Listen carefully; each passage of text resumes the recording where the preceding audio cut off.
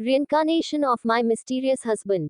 Episode 11। Kasauli बाड़ी। सत्या मिष्टी की तरफ देख रहा था जिसकी आंखों से आंसू बह रहे थे और मिष्टी की नजरें भी सत्या पर टिकी हुई थी, जिसके हाथों में वो जंजीरें थी जिससे उसने शबनम का गला दबाया था और शबनम इस दुनिया से जा चुकी थी। उसकी गर्दन लटक कर अलग हो चुकी थी और उसका बाकी बदन अलग नजर आ रहा था। रणविजय भी हैरानी से सत्या को देख रहा था। उसका ये रूप उसने अपनी आंखों से पहली बार देखा था। हमेशा बस उसके बारे में सुना था, लेकिन आज वो उसकी हैवानियत का गवाह भी बन रहा था और अब उसकी मिष्टी पर नजरें भी गहरी हो चुकी थी, जिसके लिए सत्या हर हद पार करने को तैयार था। मिष्टी यूं ही अपनी एक टक नजरों से सत्या को देखती रही और अब सत्या ने उन जंजीरों को छोड़ा और मिष्टी के पास आया। वो जैसे ही मिष्टी को हाथ लगाने को हुआ, मिष्टी तुरंत पीछे की तरफ हो गई। सत्या ने गुस्से से उसकी तरफ देखा और बोला, इसका क्या मतलब समझूं मैं? मिष्टी उसकी तरफ देखते हुए बोली, मैंने कहा था आपसे हमारा रिश्ता सिर्फ और सिर्फ तकलीफें लेकर आएगा। ये दुनिया, ये समाज हमारे इस रिश्ते को नहीं मानेगा, लेकिन फिर भी आप नहीं माने मॉन्स्टर। आपने सबके सामने मेरी मांग में सिंदूर भरा और अब उस सिंदूर की कीमत लोगों के खून। ये बोलते बोलते उसकी आवाज कांप गई थी और वो चुप हो गई थी। सत्या उसके और भी ज्यादा करीब हुआ और गुस्से से उसकी तरफ देखते हुए बोला, मुझे कोई फर्क नहीं पड़ता, कोई जिए या फिर कोई मरे। अगर 1000 लोगों का खून भी तेरे लिए करना पड़े, तो मैं करूंगा। जिसने तुझे तकलीफ दी, उसे जिंदा नहीं छोड़ूंगा मैं। और रही बात तेरे माथे में सजे मेरे नाम के सिंदूर की, तो वो भी मैं कभी मिटने नहीं दूंगा। ये बोलकर उसने अपने आसपास देखा, सामने ही एक चाकू रखा था। सत्या ने तुरंत उस चाकू को उठाया और अगले ही पल अपने अंगूठे पर हल्का सा चला दिया। हल्का सा चलने पर भी सत्या का खून इस कदर बहने लगा कि ना जाने कितना गहरा जख्म हो गया हो। सत्या ने तुरंत उस अंगूठी को मिष्टी की मांग पर लगा दिया तो वो बहता हुआ खून अब मिष्टी की मांग में सज गया, जो सिंदूर से भी गाढ़ा था और सिंदूर से भी ज्यादा सुर्खलाल था। मिष्टी सत्या की तरफ देखती रह गई। वो तुरंत बोली, कोई मतलब नहीं इन बातों का, कोई भी मतलब नहीं है। मैं और आप कभी एक नहीं हो सकते मॉन्स्टर। सत्या व्यंग्य से मुस्कुराया और उसका हाथ पकड़ कर बोला, अगर किसी के बाप में दम है, तो तुझे मुझसे अलग करके दिखाएं। ये बोलकर अगले ही पल अब उसने मिष्टी को बाहर की तरफ लेकर जाना शुरू कर दिया। मिष्टी चुपचाप उसके साथ चले जा रही थी। उसकी आंखें एकदम पत्थर सी हो गई थी और दिमाग बिल्कुल ब्लैंक। उसे कुछ समझ नहीं आ रहा था कि आखिर उसके साथ क्या हो रहा है और क्या नहीं। रणविजय अपनी जगह पर खड़ा रहा और सत्या और मिष्टी को जाते हुए देखता रहा। उसके कानों में बस एक ही आवाज गूंज रही थी और वो थी सत्या की, जहां वो बोल रहा था, अगर किसी के बाप में दम है, तो तुझे मुझसे अलग करके दिखाएं। और इस बात को सोचते हुए रणविजय के चेहरे पर तिरछी मुस्कुराहट आ चुकी थी। वही शबनम के आदमी हैरानी से शबनम की तरफ देख रहे थे, जहां पर महफिल सजने वाली थी। वहां पर मातम मनाया जाने वाला था। हर कोई हैरान था क्योंकि शबनम पर कोई उंगली नहीं उठा सकता था, उसे नजर उठाकर नहीं देख सकता था, लेकिन सत्या ने जैसे एक पल में ही उसका काम तमाम कर दिया। वही दूसरी तरफ, सत्या का चेहरा अभी भी गुस्से से कांप रहा था। उसने अपनी बंगालन को तो इस घटिया जगह से छुड़ा लिया था, लेकिन अभी उसके गुनहगार आराम से अपनी जिंदगी जी रहे थे। अजय और शबनम को तो उसने सजा दे दी थी, लेकिन हर्षाली और वीर, उन दोनों को सजा देना अभी बाकी था। उसने मिष्टी को जीप में बिठाया और फिर खुद भी जीप में बैठ गया। उसकी जब अब वहां से निकल चुकी थी और उसके पीछे पीछे शमशेर और शंभू भी बाकी सारे आदमियों के साथ वहां से निकल गए थे। शबनम के आदमियों की हिम्मत ही नहीं हुई अब कुछ करने की। जब उनकी मालकिन ही जा चुकी थी तो अब उन लोगों के पास ना ही कोई पावर बची थी और ना ही हिम्मत। सत्या जीप चला रहा था। तभी मिष्टी उसकी तरफ देखते हुए बोली, मुझे घर जाना है। सत्या तुरंत बोला, घर ही जा रहे हैं। मिष्टी एक बार फिर से बोली, मुझे अपने घर जाना है। अगले ही पल सत्या ने उसे घूरकर गुस्से से देखा। मिष्टी तुरंत बोली, मैं इस शादी को नहीं मानती। सत्या अपने गुस्से को कंट्रोल करने की कोशिश करने लगा। वो जानता था मिष्टी सिर्फ मासूम नहीं, हद दर्जे की बेवकूफ है। उसके साथ जो कुछ हुआ उसके बाद भी वो वीर और हर्षाली को कोई सजा नहीं देगी। उनकी गलती को सिर्फ गलती कहकर टाल देगी, लेकिन इस बार उनकी गलती गलती नहीं, गुनाह थी। और सत्या हर गुनाह की सजा देता है, बेशक से फिर वो गुनाह किसी ने भी क्यों ना किया हो। सत्या ने मिष्टी की बातों पर आप ध्यान नहीं दिया। मिष्टी ने भी उसे अब दोबारा कुछ कहा ही नहीं और कुछ ही देर बाद गाड़ी सूर्यवंशी हवेली के पार्किंग एरिया में आकर रुकी। सत्या जीप से बाहर निकला और आकर मिष्टी की तरफ आया। उसने मिष्टी की तरफ अपना हाथ बढ़ाया, लेकिन मिष्टी ने उसकी तरफ देखा तक नहीं। वो एक बार फिर से बोली, मुझे यहाँ नहीं आना, मुझे अपने घर वापस जाना है। सत्या गुस्से से बोला, मेरा दिमाग मत खराब कर बंगालन, पहले ही बहुत ज्यादा खराब है। कल रात से एक पल भी चैन की सांस नहीं लिया मैंने। मेरा दिमाग ब्लास्ट हो जाएगा तो साला तू भी संभाल नहीं पाएगी। इसलिए चुपचाप कह रहा हूँ, नीचे उतर और अंदर चल। मिष्टी तुरंत बोली, मैंने कहा ना, मैं अंदर नहीं जाऊंगी, मुझे अपने घर जाना है। सत्या गुस्से से बोला, मतलब तू ऐसे नहीं मानेगी? मिष्टी बिना किसी एक्सप्रेशन के बोली, मैं किसी भी तरह नहीं मानूंगी मॉन्स्टर। हमारे रिश्ते को खुद भगवान मंजूरी नहीं देता, तो हम कौन होते हैं जबरदस्ती अपने रिश्ते को मंजूर करवाने वाले। उस दिन गणपति पंडाल में जो कुछ हुआ, उसके बाद कितना कुछ हुआ। इसका मतलब साफ है कि भगवान को हमारा रिश्ता ही मंजूर नहीं, तो हम कैसे जबरदस्ती कर सकते हैं? सत्या गुस्से से बोला, मैं नहीं मानता किसी भगवान को, मेरे लिए ये रिश्ता सब कुछ है। तू बीवी है मेरी और इसके अलावा अब मुझे तेरी बकवास बिल्कुल भी नहीं सुननी। चुपचाप नीचे उतर वरना मुझे जबरदस्ती तुझे अपने साथ। मिष्टी ने नजरें घुमाकर उसकी तरफ देखा और बोली, अगर आप भी जबरदस्ती करेंगे तो औरों और आप में फर्क क्या रह जाएगा? सत्या उसकी बात सुनकर उसकी तरफ देखता रहा। अब उसने अपने गुस्से को साइड में रखा और मिष्टी का चेहरा अपने हाथों में थाम लिया। वो उसकी तरफ देखते हुए बोला, क्यों कर रही है तू ऐसा? तू जानती है मैं तेरे साथ जबरदस्ती नहीं कर सकता। तुझे तकलीफ दूंगा तो खुद को चैन कैसे दूंगा? तू प्यार है मेरा बंगालन, और जो मर्द अपने ही प्यार को तकलीफ दे वो मर्द मर्द नहीं होता, और ये सत्या सूर्यवंशी नामर्द नहीं बनना चाहता। तू जिन लोगों के पास जाना चाहती है उन लोगों के पास मैं तुझे कभी नहीं भेजूंगा। वो लोग तेरे साथ रहना तो दूर, तुझे एक नजर देखना तक डिजर्व नहीं करते।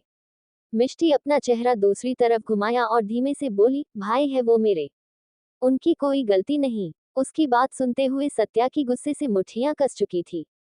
जिस इंसान को सत्या ऐसी सजा देना चाहता था कि पूरी कायनात कांप उठे, उसे इंसान को अभी भी मिष्टी अपना भाई बोल रही थी। वो गहरी सांस लेकर बोला, अच्छा ठीक है, मान ली मैंने तेरी बात। तुझे घर जाना है ना, तो मैं तुझे घर ले चलूंगा, लेकिन थोड़ी देर बाद। अभी तू मेरे साथ अंदर चल। तू नहीं मानती शादी को, मत मान। वैसे भी तू सूर्यवंशी हवेली आती रहती है ना, तो आज बस समझ ले कि आज भी मैं तुझे अम्मा के लिए लेकर आया हूँ। तो बेशक से मेरे कमरे में मत चलना, अम्मा के कमरे में चली जाना। मिष्टी ने नजर उठाकर उसकी तरफ देखा और फिर जीप से नीचे उतर गई। मिष्टी को इस तरह से देखकर सत्या को कितनी तकलीफ हो रही थी, वो बता नहीं सकता था। मिष्टी की सूजी हुई आंखें बता रही थी कि वो कितना रोई है। मिष्टी आगे की तरफ बढ़ने लगी तो अचानक ही उसका पैर लड़खड़ा गया। वो गिरने को हुई तभी सत्या ने उसे संभालने के लिए जल्दी से अपना हाथ आगे की तरफ बढ़ाया, लेकिन मिष्टी ने अपना हाथ दिखाकर उसे रोक दिया और बोली, मैं ठीक हूँ। ये बोलकर वो वापस आगे की तरफ चलने लगी थी। सत्या ने गुस्से से एक गहरी सांस ली और उसके पीछे पीछे आया। जैसे जैसे मिष्टी आगे की तरफ बढ़ रही थी उसकी आंखों के सामने धुंधलापन सा छाने लगा था। उसने कल रात से ही कुछ खाया नहीं था और अब उसकी हालत खराब होती जा रही थी। रो रो कर वैसे भी उसने अपना बुरा हाल कर रखा था और अब उसकी हिम्मत जवाब देती जा रही थी। जैसे ही वो दरवाजे पर पहुंची उसने अपने माथे पर अपना हाथ रखा और जोरों से जमीन पर गिरने लगी, लेकिन इस बार सत्या ने सिर्फ अपना हाथ आगे की तरफ नहीं बढ़ाया बल्कि उसे पूरी तरह से अपनी बाहों में भर लिया और अपनी गोद में उठा लिया। इस वक्त हर्षिका जो अंदर हॉल में ही थी, उसकी नजर सत्या और मिष्टी पर गई, तो वो हल्का सा मुस्कुराए और तुरंत दरवाजे पर आ गई। मिष्टी की आंखें हल्की हल्की खुली थी और वो सत्या की तरफ देख रही थी। उसके हाथ सत्या के कंधे पर थे। हर्षिका सत्या की तरफ देखते हुए बोली, भावहिनी। सत्या उसकी तरफ देखते हुए बोला, जा जाकर आरती की थाल लेकर आ। हर्षिका हल्का सा मुस्कुराए और तुरंत अंदर की तरफ भागी। अब तक सत्या की आवाज सुनकर अम्मा जो एकदम निढाल थी क्योंकि कल रात से ही उनकी हालत खराब थी, सत्या को नशे में और मिष्टी के लिए तड़पते देखकर जैसे उनके अंदर भी जान नहीं बची थी, वो तुरंत वहां पर आए और सत्या और मिष्टी की तरफ देखकर मुस्कुराने लगी। हर्षिका जैसे ही आरती की थाल लेकर आई उसने वो थाल अम्मा को दी और अम्मा सत्या और मिष्टी की आरती उतारने लगी। सत्या मिष्टी की तरफ देख रहा था जो बार बार अपनी पलकें झपका रही थी। वही सीढ़ियां उतर रही साक्षी ने जब सत्या और मिष्टी को देखा तो गुस्से से उसका चेहरा कांपने लगा और वो तुरंत सत्या के सामने आकर खड़ी हुई। अगले ही पल उसने उस आरती की थल की तरफ देखा जो अम्मा के हाथों में थी, और एक झटके से उसने उसे थल को ऊपर की तरफ धक्का दिया और वो थल पीछे जमीन पर जाकर गिरी। सत्या व्यंग्य से मुस्कुराया और साक्षी की तरफ देखने लगा। साक्षी गुस्से से सत्या की तरफ देखते हुए बोली, मैंने कहा था ये लड़की इस घर में नहीं आएगी। सत्या तुरंत बोला, ये तो इसी घर में रहेगी, तुझे जाना है तो तू जा। तुझे रोका किसने है? साक्षी चिल्लाते हुए बोली, मैं यहाँ से कहीं नहीं जाऊंगी। सत्या तुरंत बोला, तो बैठी रह यहीं पर, तुझे जाने के लिए कहा किसने है? साक्षी गुस्से से मुट्ठियां कसते हुए बोली, अभी इसी वक्त इस लड़की को यहाँ से बाहर निकालो। सत्या हल्का सा मुस्कुराया और बोला, जो सत्या के दिल में है वो इस हवेली से बाहर कैसे हो जाएगी? बोलकर वो तुरंत अंदर की तरफ आया और सीधा अम्मा के कमरे की तरफ बढ़ गया। अम्मा मुस्कुराते हुए उन दोनों की तरफ देख रही थी और हर्षिका भी अब अम्मा के पास आ गई थी। उनके सत्या की खुशियां अब परमानेंटली सत्या के पास आ चुकी थी। वहीं सत्या मिष्टी को लेकर अम्मा के कमरे में आया और उसे बिस्तर पर लिटाकर खुद उसके पास लेट गया। मिष्टी की आंखों से आंसू बह रहे थे। जैसे ही उसका सर तकिए पर लगा उसने तुरंत अपना चेहरा दूसरी तरफ घुमा लिया। सत्या ने उसके गाल पर अपना हाथ रखा और उसके चेहरे पर झुक गया। मिष्टी ने अपना चेहरा बिल्कुल ही तकिए के अंदर दबाना शुरू कर दिया। सत्या उसकी तरफ देखते हुए बोला, कहाँ तक जाएगी? आना तो तुझे इस तेरे मॉन्स्टर के पास ही पड़ेगा ना। मिष्टी ने कुछ नहीं कहा, बस चुपचाप तकिए पर सर रखकर लेटी रही और उसकी आंखों से आंसू बहते रहे। सत्या उसके बालों से खेलते हुए बोला, मैं नहीं करना चाहता था वो सब, पर तू सोच भी कैसे सकती है कि जब लोग तेरे और मेरे बारे में इतना गलत बोल रहे होंगे, तुझे घटिया चीज बोल रहे होंगे, तो मैं चुपचाप खड़ा सब कुछ बर्दाश्त करता रहूंगा? मैं नहीं बर्दाश्त कर सकता बंगालन। तू समझती क्यों नहीं है? अब रोना बंद कर और थोड़ी देर आराम कर ले। ये बोलकर वो उसके माथे पर झुका और बड़े ही प्यार से उसने मिष्टी के माथे पर अपने होंठ रख दिए। मिष्टी ने एक गहरी सांस ली और अपनी आंखें बंद कर ली। सत्या कुछ पल उसे यूं ही देखता रहा।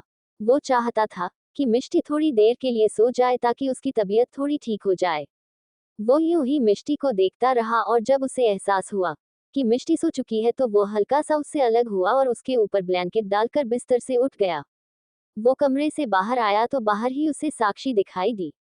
वो साक्षी के सामने आकर खड़ा हुआ और बोला, दो ऑप्शन है तेरे पास, या तो अपनी जुबान बंद रख या फिर अपनी जुबान खोल और मुझसे जलील होती रह। इसके अलावा तुझे भी पता है, ना तू कुछ कर सकती है और ना ही मैं। रही बात मिष्टी की, तो वो इस घर में रहेगी, मेरी बीवी बनकर रहेगी। अगर तूने अब कुछ भी किया ना साक्षी तो तू बहुत रोएगी। ये मेरी आखिरी वार्निंग है अब। ये बोलकर वो तुरंत आगे की तरफ बढ़ गया और देखते ही देखते दरवाजे से बाहर निकल गया। साक्षी उसे जाते हुए देख रही थी। अब उसकी नजरें वापस से अम्मा के कमरे की तरफ आ चुकी थी। हर्षिका तुरंत दरवाजा बंद करने को हुई, लेकिन साक्षी ने दरवाजे पर अपना हाथ रख दिया और बोली, इतनी भी क्या जल्दी है?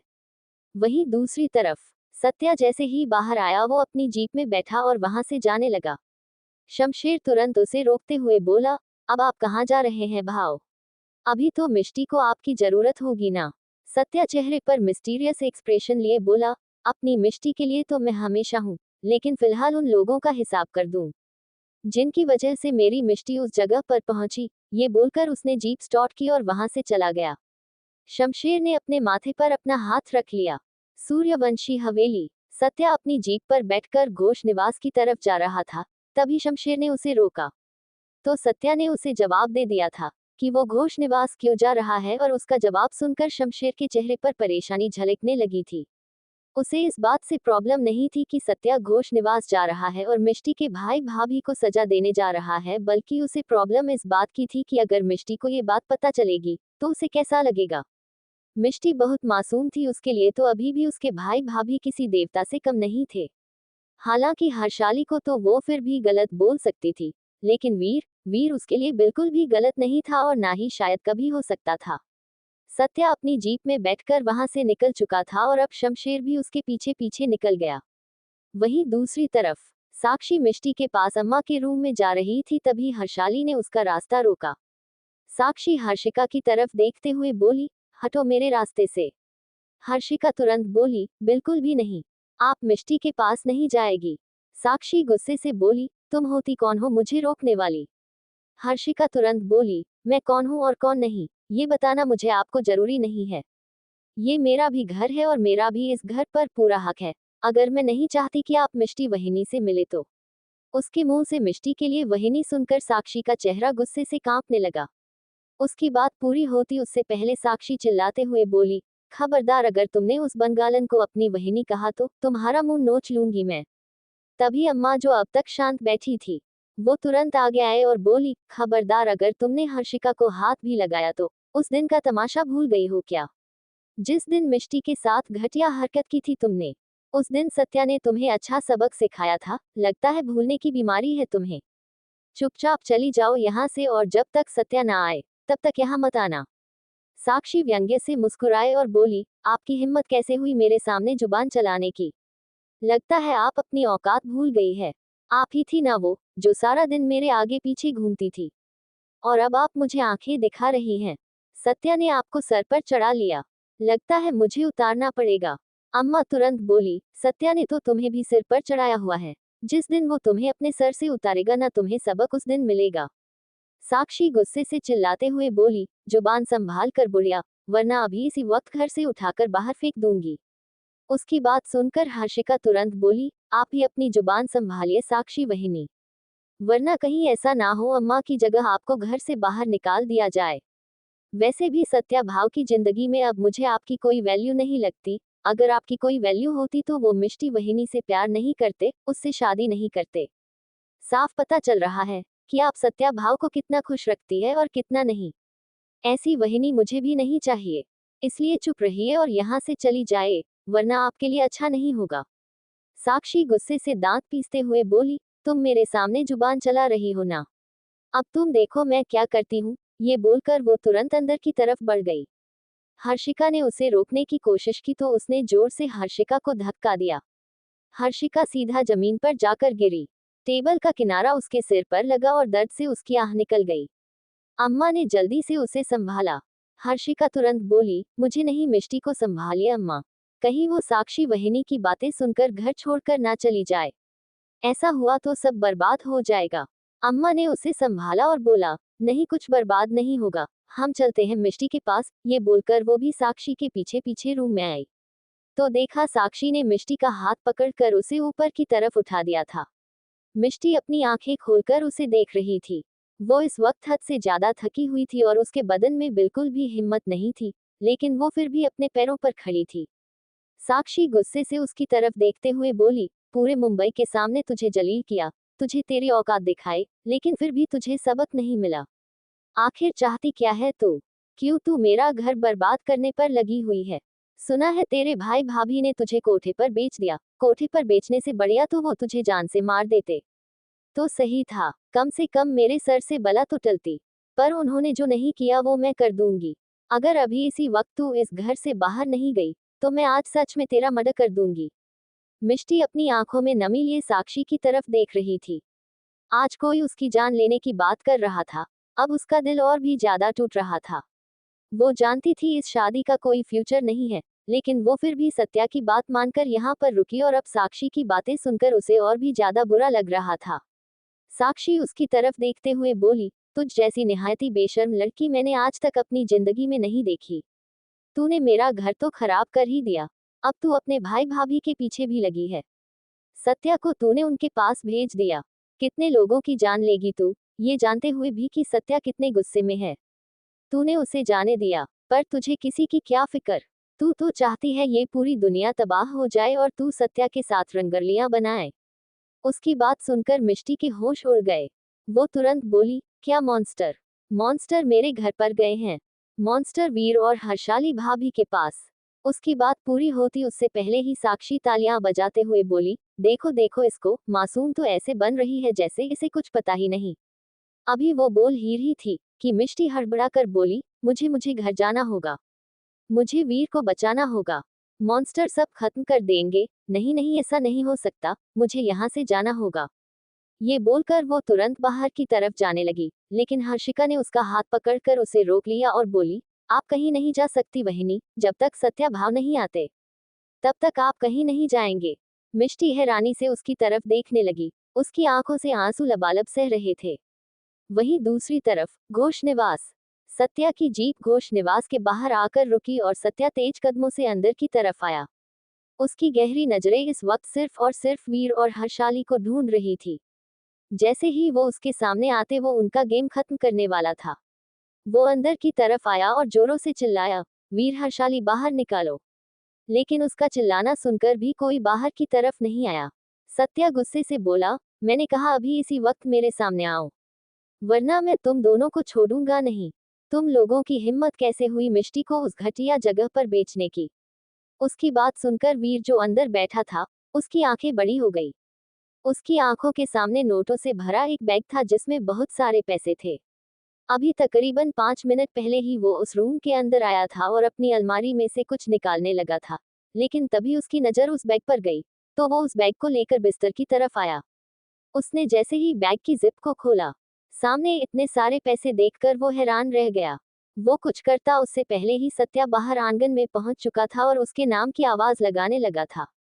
वीर का गला सूखने लगा, वो बाहर की तरफ बढ़ने लगा। तभी उसके कानों में सत्या की आवाज सुनाई दी, भाई तो वो होते हैं जो अपनी बहन की इज्जत के लिए अपनी जान भी दांव पर लगा दे, लेकिन तू कमीना निकला वीर, तूने अपनी बहन को कोठे पर बेच दिया। तुझे शर्म नहीं आए मिष्टी के साथ इतनी घटिया हरकत करते हुए? वो पिछले कितने सालों से मेरे कारखाने में काम करती है, उसे 4 मजदूरों जितनी तनख्वाह देता हूँ मैं, लेकिन आज तक मैंने उसके बदन पर एक नया कपड़ा नहीं देखा था। जब भी मैं उसे सैलरी देता तो उसकी आंखों में चमक आ जाती। मैं सोचता कि वो अपनी सैलरी लेकर कुछ तो अपने लिए लेगी, लेकिन नहीं। आज तक उसके पैरों में मैंने ढंग की जूती चप्पल नहीं देखी। जब देखा तो उसे टूटी हुई जूती चप्पल में देखा। पहले मुझे लगा सिर्फ तुम लोगों की उसके पैसों पर नजर है, लेकिन नहीं, तुम लोग तो घटिया जानवर निकले। तुम्हें क्या लगता है उस दिन मुझे पता नहीं चला कि तुम लोग उस पर हाथ उठा रहे थे? पर मेरी मिष्टी ने मुझे भी झूठ बोल दिया सिर्फ और सिर्फ तुम्हारे लिए, कि मैं तुम्हें कुछ ना कहूं, और तुमने उसे कोठे पर बेच दिया अपनी बहन को सिर्फ चंद रुपयों के लिए। अगर तुम्हें पैसा चाहिए था तो मुझसे मांग लेते। ये सत्या सूर्यवंशी अपना सब कुछ दांव पर लगा देता अपनी बंगालन के लिए, लेकिन अब तो तुझे मुझसे वो भगवान भी नहीं बचा सकता। ये बोलते हुए वो सामने कमरे की तरफ देखने लगा था। बेशक से वीर अपने मुंह से कुछ ना निकाले, लेकिन उसकी जो गहरी गहरी सांसें चल रही थी, उन सांसों का शोर सत्या को सुनाई दे रहा था। सत्या तो जंगल में गुम सुई ढूंढ निकाल ले, तो यहाँ पर वीर की मौजूदगी को महसूस करना कितना ही मुश्किल था उसके लिए। वो अंदर की तरफ बढ़ने लगा और सत्या के कदमों को अंदर आते हुए महसूस कर वीर अलमारी के पीछे की तरफ जाने लगा। उसने कुछ नहीं किया था। बेशक से वो मिष्टी पर हाथ उठाया करता था, लेकिन वो सब वो हर्षाली के बहकावे में आकर करता था। इसके अलावा उसका कोई कसूर नहीं था। अगर उसे पता होता कि हर्षाली उसे कोठे पर बेच रही है, तो वो ऐसा कभी नहीं होने देता। बेशक से वो मिष्टी से उतना प्यार नहीं करता था जितना वो हर्षाली से करता था, लेकिन फिर भी वो उसकी बहन थी। शमशेर सत्या की तरफ देखते हुए बोला, प्लीज भा ऐसा मत करो, एक बार मिष्टी का सोच लो। सत्या ने पलटकर उसकी तरफ देखा और बोला, औकात में रह, बात जब मेरी बंगालन पर आए ना, तो अपनी जुबान मत खोलना। बंगालन से बढ़कर कुछ भी नहीं, ये तू जानता है। ये बोलते हुए उसका चेहरा गुस्से से कांप रहा था। सत्या एक बार फिर से बोला, मौका दे रहा हूं तुझे वीर, मेरे सामने आ जा, वरना मैं सच में तुझे नहीं छोड़ूंगा। अगर सामने आएगा तो शायद तुझे तेरी जिंदगी भीख में दे दूं। ये बोलते हुए वो अब पीछे की तरफ हटने लगा था। वही उसकी बात सुनकर वीर अपने हाथों में पकड़े हुए बैग की तरफ देखने लगा और हर्षाली की बातों को याद करने लगा। कितनी मीठी मीठी बातें की थी उसने मिष्टी की शादी के वक्त, और शादी के बाद भी उसे नहीं पता था कि हर्षाली उसे ऐसा धोखा देगी। वो कब से हर्षाली को फोन कर रहा था, लेकिन हर्षाली फोन नहीं उठा रही थी, इसीलिए उसे घर पर आना पड़ा। पर घर आने पर उसे पता चला कि हर्षाली घर पर है ही नहीं। वहीं दूसरी तरफ हर्षाली घोष निवास की तरफ ही आ रही थी कि तभी उसे घर के बाहर सत्या की जीप खड़ी हुई दिखाई दी। वो तुरंत उल्टे पैर वहां से भाग चुकी थी। वो वहां पर अपने पैसे लेने आई थी, लेकिन अब उसे पैसे भी नहीं चाहिए थे। वीर के कदम अब बाहर की तरफ बढ़ने लगे। वो जानता था कि वो सत्या से नहीं छुप सकता, इसीलिए खुद ब खुद वो बाहर की तरफ आ रहा था। सत्या ने जब उसके कदमों की आहट सुनी, तो उसके चेहरे पर तिरछी मुस्कुराहट आ गई। वो अंदर जाकर भी वीर को खत्म कर सकता था, लेकिन उसे वीर से हर्षाली के बारे में पूछना था, क्योंकि ये काम अकेला वीर का नहीं था और सत्या इतना भी समझ चुका था कि इस घर में फिलहाल हर्षाली मौजूद नहीं। वीर जैसे ही बाहर की तरफ आया, सत्या उसकी तरफ देखते हुए बोला, हर्षाली कहाँ है? वीर तुरंत सत्या के पैरों में पड़ गया और बोला, मुझे मुझे माफ कर दो सत्या भाव, मुझसे गलती हो गई। सत्या उसकी तरफ देखते हुए बोला, हर्षाली कहाँ है? वीर रोते हुए बोला, मुझे नहीं पता। सत्या गुस्से से बोला, मैंने पूछा हर्षाली कहाँ है? वीर ने अपने हाथ जोड़ लिए और सत्या की तरफ देखते हुए बोला, मुझे सच में नहीं पता सत्या भाव। मुझे न ही हर्षाली के बारे में कुछ पता है और न ही मुझे इस बारे में कुछ पता। उसकी बात पूरी होती उससे पहले ही सत्या ने अपनी कमर में रखा हुआ देसी कट्टा निकाला और साथ ही साथ वो गोली भी, जो वो उस देसी कट्टे में डालने वाला था। उसने उस गोली को देसी कट्टे में लोड किया और फिर वीर की तरफ देखते हुए बोला, हर्षाली कहाँ है? सत्या का सवाल सुनकर वीर चुप हो गया था, उसकी आंखों से आंसू बहने लगे थे। वही सत्या बेहिसाब गुस्से और नफरत से उसे देख रहा था। उसकी आंखों के सामने वो पल घूम रहा था जब उसने अपनी मिष्टी को उस कोठे में देखा था, उसे महफिल में बैठे लोग जो उसकी मिष्टी का इंतजार कर रहे थे। अगर वो वहां पर नहीं पहुंचता तो मिष्टी की इज्जत सरेआम नीलाम हो जाती। शबनम मिष्टी को कहीं का नहीं छोड़ती और उसकी मिष्टी जो हर बात किस्मत पर छोड़ देती थी, वो इसे भी किस्मत समझकर अपना लेती। उसने अपनी उंगली ट्रिगर पर रखी और बोला, आखिरी बार पूछ रहा हूँ तुझसे, जवाब दे हर्षाली कहाँ है? वीर ने अपना चेहरा ना में हिलाया, लेकिन अचानक ही उसका चेहरा एकदम से सुन्न हो गया और सत्या के देसी कट्टे से निकली गोली वीर के सर से आर पार हो गई। अगले ही पल वहां पर जोरों से चिल्लाने की आवाज आई, भाई, वीर भाई। ये बोलते हुए दरवाजे का सहारा लेकर खड़ी मिष्टी की आंखों से आंसू बह रहे थे।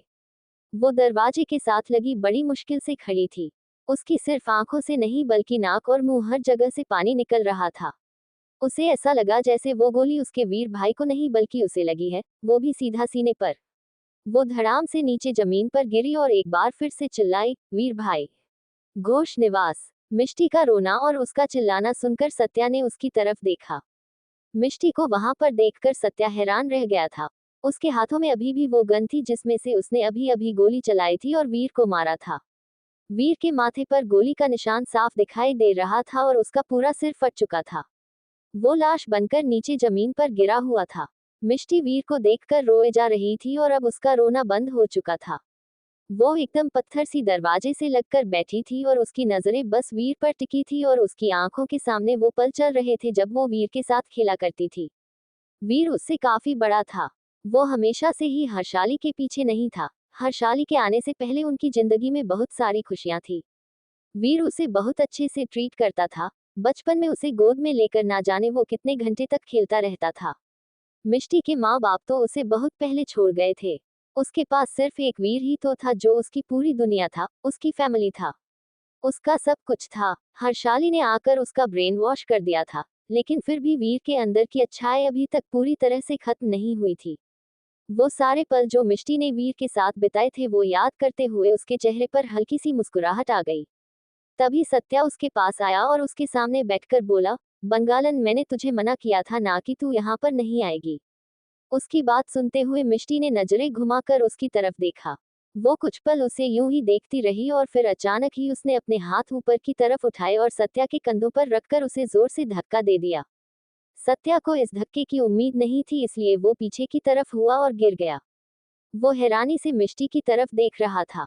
वो जल्दी से अपनी जगह से उठा। वही मिष्टी भी अपनी जगह पर उठकर खड़ी हुई और उसकी तरफ देखने लगी। अगले ही पल वो जोर से चिल्लाई, सत्या सूर्यवंशी, कहा था मैंने आपसे कि हमारी शादी नहीं हो सकती, हम दोनों का रिश्ता कभी भी मंजूर नहीं हो सकता। ये रिश्ता ही सबसे बड़ी मनहूसियत है, जो बना तो सब कुछ खराब होने लगा। कहा था कि हम दोनों एक दूसरे की किस्मत में कभी नहीं हो सकते, हमारा प्यार मुकम्मल कभी नहीं हो सकता। लेकिन आप नहीं माने। ये बोलते हुए वो उसके करीब आए और अगले ही पल उसने सत्या के सीने पर अपना हाथ रखकर एक बार फिर से उसे जोर से धक्का दिया। लेकिन सत्या इस बार खुद को पूरी तरह से संभाले हुए था। वो हल्का सा भी नहीं लड़खड़ाया, पर मिष्टी बार बार उसे धक्का देती रही और बोली, कहा था मैंने आपसे कि भूल जाए मुझे, कहा था कि दूर रहिए मुझसे। आपकी शादीशुदा जिंदगी में मेरी कोई जगह नहीं और मेरी जिंदगी में कभी आपकी कोई जगह नहीं हो सकती। लेकिन आप नहीं माने। क्यों? क्यों मानते आप? आपको सब कुछ बर्बाद जो करना था, कर दिया आपने, सब कुछ बर्बाद कर दिया। मुझे आपने पूरी तरह से बर्बाद, मेरा सब कुछ मुझसे छीन लिया। सिर्फ एक वीर था मेरे पास, आपने वो भी मुझसे छीन लिया। क्यों किया आपने ऐसा मॉन्स्टर, क्यों किया? ये बोलते हुए वो जोरों से चिल्लाई।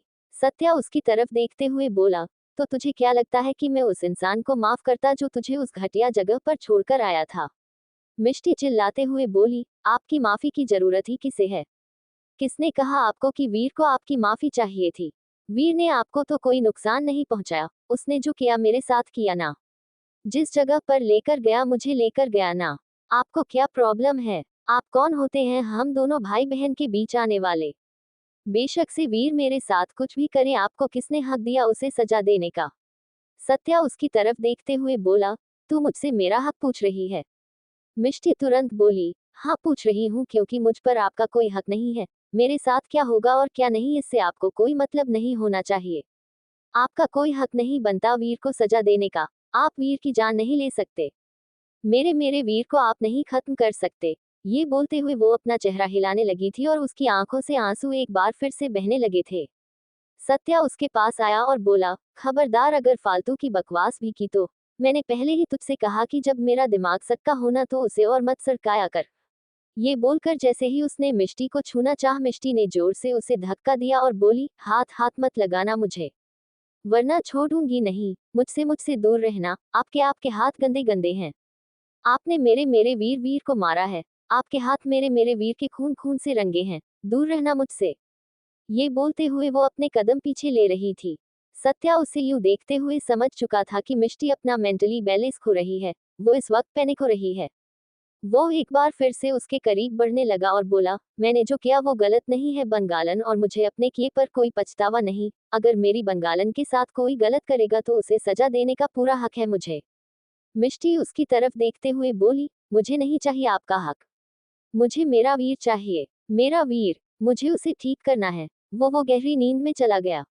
मुझे मुझे उसे उठाना होगा, जैसे हर रोज सुबह उठाती हूँ ना उसके लिए चाय बनाकर, अभी भी मुझे उसे उठाना है। ये बोलकर उसने वीर की तरफ देखा और तुरंत उसके पास आई। सत्या ने उसका हाथ पकड़कर उसे अपनी तरफ खींच लिया।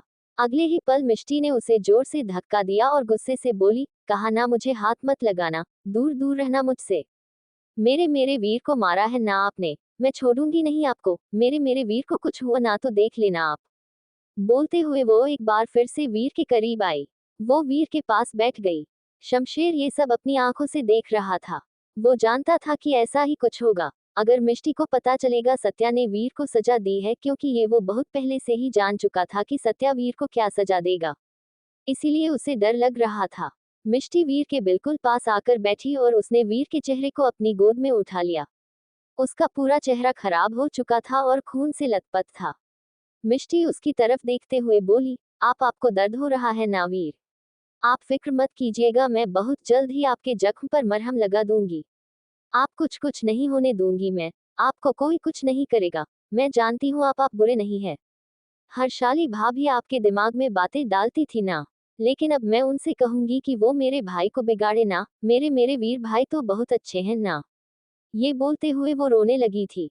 वो उसके चेहरे को अपने सीने से लगाते हुए बोली, मेरे मेरे वीर भाई कभी मेरे साथ गलत नहीं कर सकते, मुझे मुझे पूरा यकीन है। आपको पता भी नहीं होगा कि हर्षाली मुझे कहाँ भेज रही है। वो बहुत घटिया है। अब मैं आपको उसके साथ रहने नहीं दूंगी। मैं ही पागल थी जो उसको आपकी जिंदगी में लेकर आई। उसे उसे दूर भेज दूंगी, अब मैं बहुत दूर। लेकिन आपको खुद से दूर नहीं जाने दूंगी वीर भाई। नहीं जाने दूंगी खुद से दूर।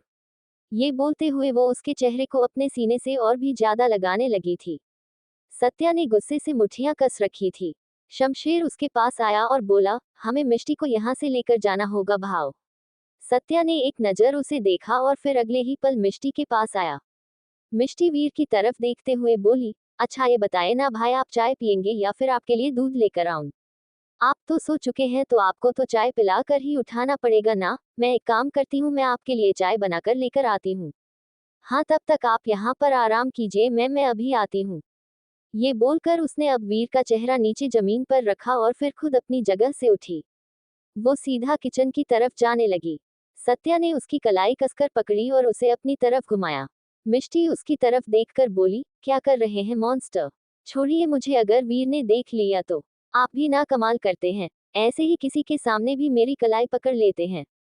ऐसे मत किया कीजिए ना। सत्या उसकी हालत देख नहीं पा रहा था। वो उसके करीब हुआ और बोला, मेरे साथ चल। मिष्टी गुस्से से बोली, खबरदार अगर आपने ऐसा कुछ कहा तो मैं कहीं नहीं जाऊंगी आपके साथ।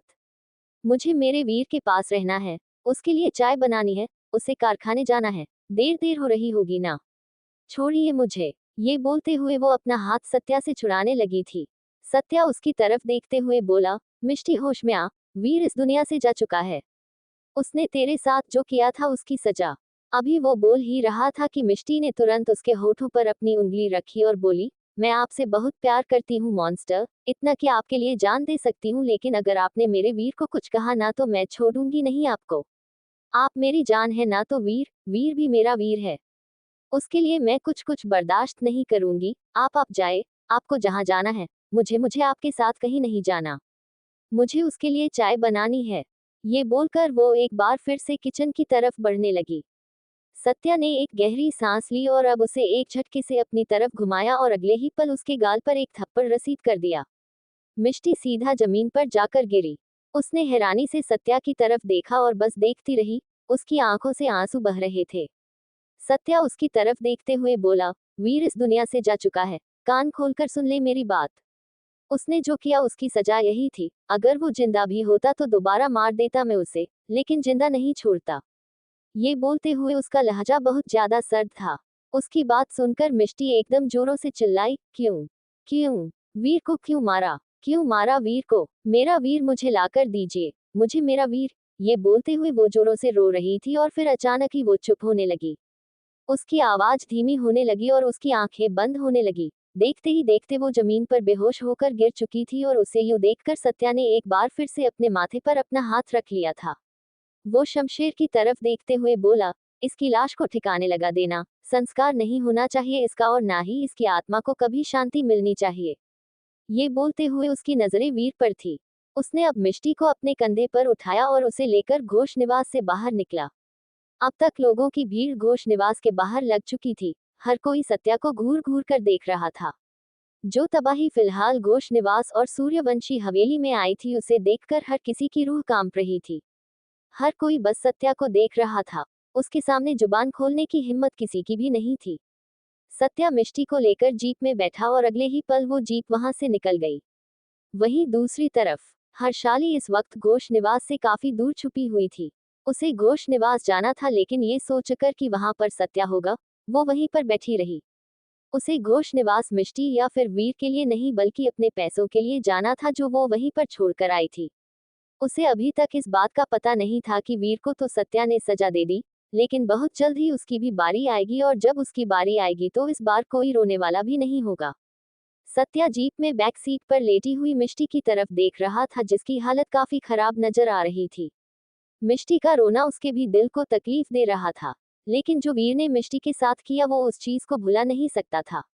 हालांकि उसे इस चीज का पता ही नहीं था कि मिष्टी के साथ जो कुछ हुआ उसमें वीर का नहीं सिर्फ और सिर्फ हर्षाली का हाथ था। कुछ ही देर में उनकी गाड़ी सूर्यवंशी हवेली पहुंची। साक्षी इस वक्त अपने कमरे में थी और पूरे कमरे को फूलों से सजवा रही थी। उसे सत्या के साथ सुहागरात मनानी थी, जबरदस्ती या फिर सत्या की मर्जी से, लेकिन अब उसे सत्या के साथ वो सब करना था जो उसका हक बनता था। शादी के बाद उन दोनों के बीच कभी कुछ नहीं हुआ था, लेकिन अब उसने सोच लिया था कि आज तो वो सत्या के साथ सुहागरात मना कर ही रहेगी। लाल गुलाबों से सजी हुई सुहागरात की सेज की तरफ देखकर वो मुस्कुराए और बोली, अब तो बस मुझे तुम्हारा इंतजार है सत्या, जल्दी से मेरे पास आ जाओ और मुझे अपना बना लो। ये बोलते हुए वो कमरे में गोल गोल घूमने लगी थी। तभी उसे सत्या की जीप की आवाज सुनाई दी। वो तुरंत क्लोजेट की तरफ आए और वहां से अपने लिए एक लाल साड़ी निकालकर चेंजिंग रूम की तरफ भाग गई। वही सत्या मिष्टी को अपनी गोद में उठाए जीप से बाहर निकला और फिर उसे लेकर हवेली के अंदर आया, लेकिन इस बार वो मिष्टी को लेकर अम्मा के रूम में नहीं बल्कि सीधा अपने रूम में आया। दरवाजे पर आकर जब उसकी नजर सामने बिस्तर पर गई तो वो हैरान रह गया। वो समझ चुका था ये काम साक्षी का होगा, लेकिन क्यों ये फिलहाल उसे समझ नहीं आ रहा था। उसने मिष्टी को जैसे ही बिस्तर पर लेटाया चेंजिंग रूम से साक्षी बाहर आई जो उसे साड़ी को पहनकर तैयार हो चुकी थी।